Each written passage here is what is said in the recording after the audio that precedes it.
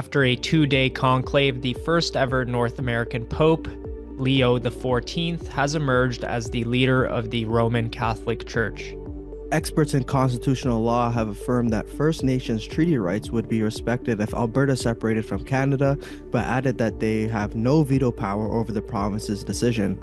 Elections Canada revealed that over 800 ballots went uncounted after a returning officer mistakenly left them behind in a Metro Vancouver office. Hello Canada, it's Friday, May 9th, and this is the True North Daily Brief. I'm Cosmin, Dzsurdzsa. And I'm Noah Jarvis. We've got you covered with all the news you need to know. Let's discuss the top stories of the day and the True North exclusives you won't hear anywhere else.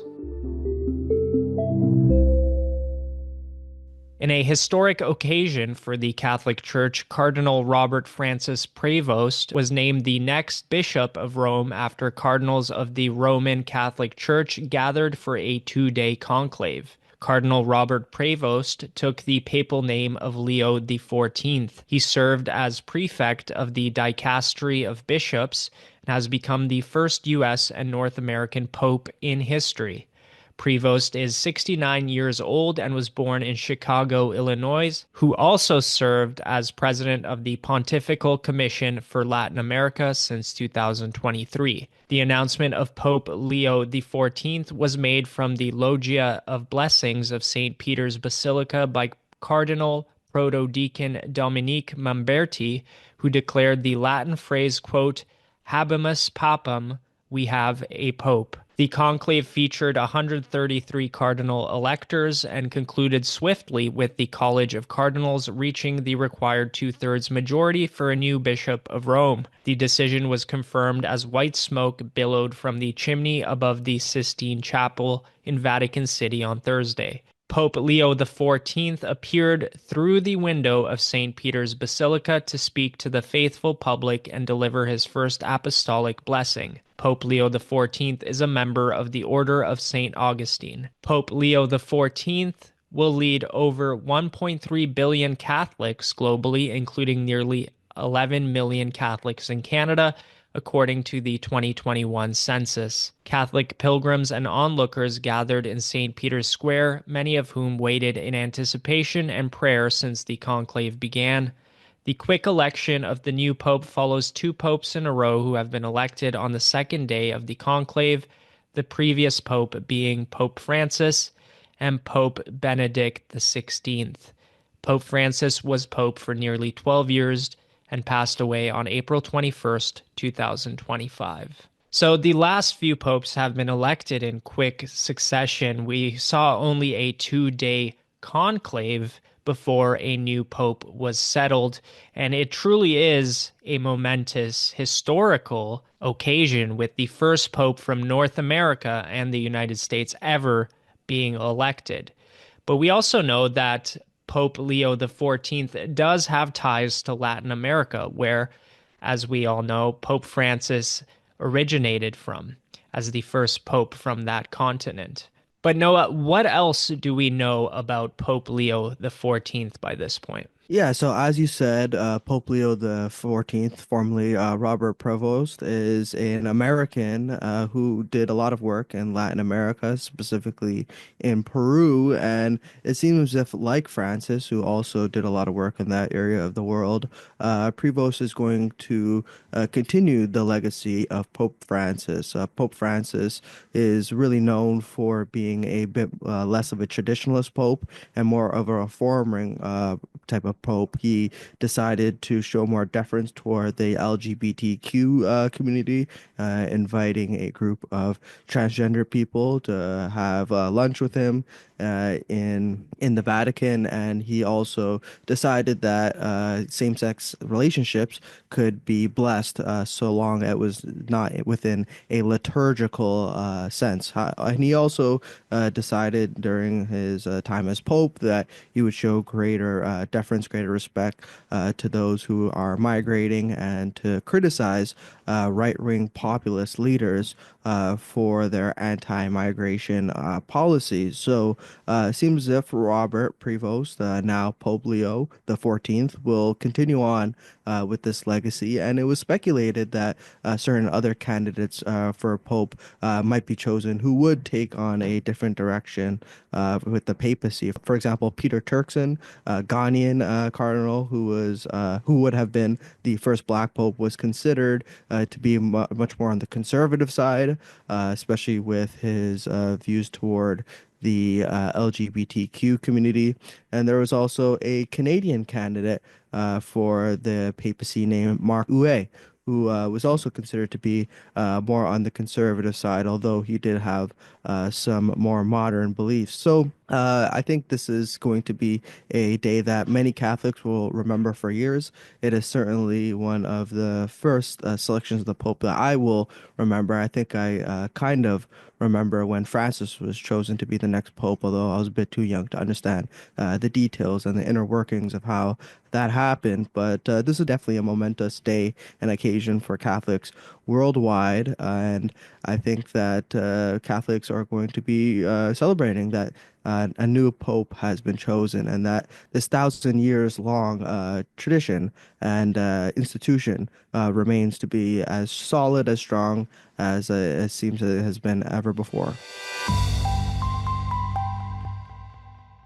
Despite loud opposition from First Nations leaders and the Alberta NDP, legal experts say Indigenous communities would not have the power to veto an Alberta independence referendum even if treaties remain intact. Canadian Constitutional Foundation legal counsel Dzsurdzsa Haas told True North that while Alberta cannot unilaterally secede from Canada, First Nations do not possess veto power over a referendum or subsequent negotiations. DeHaas said, quote, "There is nothing I'm aware of that would suggest that First Nations people could prevent those discussions from taking place. Even where treaties exist within Canada, the law is clear that it is the Crown that is sovereign and holds underlying title to all of the land." He said the Crown acts through the Alberta and federal governments, meaning those two parties would be the ones at the negotiating table. DeHaas cited the Supreme Court of Canada's 1998 Quebec secession reference, noting that a successful referendum on a clear question would trigger a constitutional obligation for Ottawa and the provinces to negotiate the terms of separation. The legal clarity comes after an emergency meeting of Treaty 6, 7, and 8 chiefs on Tuesday, where Indigenous leaders denounced Alberta Premier Danielle Smith and Bill 54, the legislation that lowers the bar for citizen-initiated referendums, potentially enabling a 2026 vote on Alberta's independence. Chief Kelsey Jocko of Cold Lake First Nation said, quote, "She has no right talking the way she is because we are treaty people. We're not going anywhere. Our treaties predate the province." Other chiefs accused Smith of stoking separatist flames and ignoring Indigenous rights. However, Smith said her government is still many steps away from any potential vote and would not support any referendum question that infringes on treaty rights. Smith said, quote, "You can't vote away treaty rights. You can't vote away Indigenous rights. You can't have a referendum on things that are enshrined in our various constitutional conventions and laws and court decisions." While Smith stated that her government would not be responsible for bringing forward an independence vote, she emphasized that she would respect a citizen-led initiative if it met the 177,000 signature threshold under the new legislation. So, Cosmin, there's still a lot of legal questions that remain unanswered if Alberta were to separate from Canada. But if it happens, how would Alberta nationhood affect First Nations? Would they have to negotiate new treaties? Well, yeah, I think constitutional lawyer Keith Wilson laid it out best, and he's been explaining this both on social media and various shows, including Juno News's Candace Malcolm show. But essentially, First Nations do not have any legal authority to block Alberta from holding a referendum on independence. And if that referendum succeeds and meets the legal threshold to initiate a separation process, there are laws on the books which detail how separation would work, how a province could separate from confederation. Now, it is to be added that they must be included in any post-referendum negotiations as a party that is participating in that, because First Nations, with their treaty rights, do have to negotiate how the relationship with a new state would go, whether they decide to remain a part of Canada. There's different avenues they could take. But despite that, they would not receive special privileges in that negotiation. They would negotiate as individual bodies, as individual First Nations and treaty rights groups. So essentially, Wilson laid out three options, right? So they First Nations in Alberta could either remain within Canada, join Alberta under existing treaties, or they have the route of negotiating entirely new treaties with a sovereign Alberta, alongside with the existing ones they have with the nation of Canada. So it's quite a complicated thing, and it would set a totally new precedent because this has never happened before. But of course, this only takes place if that happens. And first thing that needs to happen is that a petition reaches the required amount of signatures before a referendum is even triggered. And then that referendum needs to get support from the population enough to pass another threshold before separation takes place. Over 800 special ballots were left uncounted in an Elections Canada office in Metro Vancouver, raising questions about how the independent agency handles ballots. On Wednesday, Elections Canada informed all registered political parties that 822 national special ballots had mistakenly been left in the office of the returning officer of Coquitlam, Port Coquitlam. The collection of special ballots contained votes cast for 74 electoral districts across the country, primarily in the riding of Port Moody, Coquitlam, which accounted for 530 of the votes. Dozens of ballots were cast for races in surrounding British Columbia ridings, including 33 ballots in New Westminster, Burnaby, Maillardville, 26 in Pitt Meadows, Maple Ridge, 22 in Burnaby Central, and 12 ballots in both Burnaby North Seymour and Vancouver Centre. While a significant number of voters were disenfranchised by this mistake, there were not enough ballots cast in any given riding to affect the election outcomes. In Port Moody, Coquitlam, the Liberal candidate Zoe Royer won by a margin of 1,948 votes, while the Liberal candidate in New Westminster, Burnaby Maillardville, won by 1,973 votes. Elections Canada said that the ballots kept in the returning officer's office should have been returned to the Elections Canada headquarters by 6 p.m. Eastern Time on Election Day in order to legally count the ballots. The independent agency says that human error and a failure to comply with their policies caused the mishap. Chief Electoral Officer Stéphane Perreault has ordered a complete review into the matter and the controls in place to ensure failures similar to this do not happen in future elections.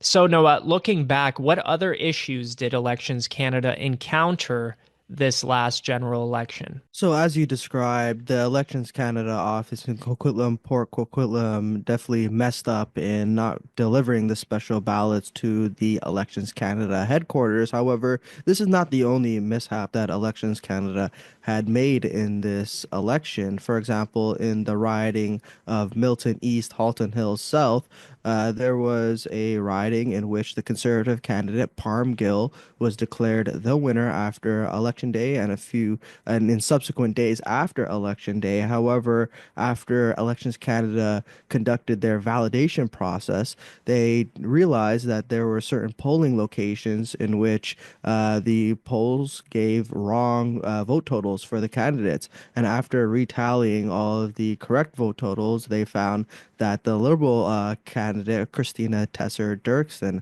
had actually won. So for several days, the Conservative candidate and their team and his family thought that he was going to be sent to Ottawa to serve his constituents when in fact the Liberal candidate had won. Elections Canada told me that in one of the polling locations, the original polling location told the Elections Canada head office that the Liberal candidate Dirksen had only received 193 votes at that location, when in fact she had received 493 votes. These are the sorts of mishaps that create distrust in our election system. We already have a poll showing that a significant amount of Canadians, about 29% of Canadians, do not trust the 2025 Canadian election results. And about 50% of those were conservative voters who indicated that they do not trust the election results. When there is a gap in trust in our institutions, especially our electoral institutions, bodies like Elections Canada need to be on their A game. They need to ensure that votes are counted up properly, that when the Elections Canada head office asks the polling locations for their vote tallies, that those are delivered accurately, and that any mistakes that need to be corrected are done so in a transparent manner that respect the voters and their enfranchisement. The fact that 800 ballots were just left in some office in Metro Vancouver, disenfranchising the people that actually cast their ballot, is really a shame. It is a mockery of our democracy, and those people who cast those ballots probably have no way of knowing that they were disenfranchised. There need to be more vigorous checks to ensure that incidents like this doesn't happen again, so that people can have greater trust in their democratic institutions, greater trust in the outcome of elections, because we don't want to live in a country that is supposed to be a democracy, but whose democratic exercises are not trusted by a great deal of the voting public. That's it for today, folks. Thanks for tuning in. You can stay on top of new episodes every weekday by subscribing to the Daily Brief on iTunes and Spotify. Also, while you're at it, make sure to hit us with a 5-star rating and please leave a review.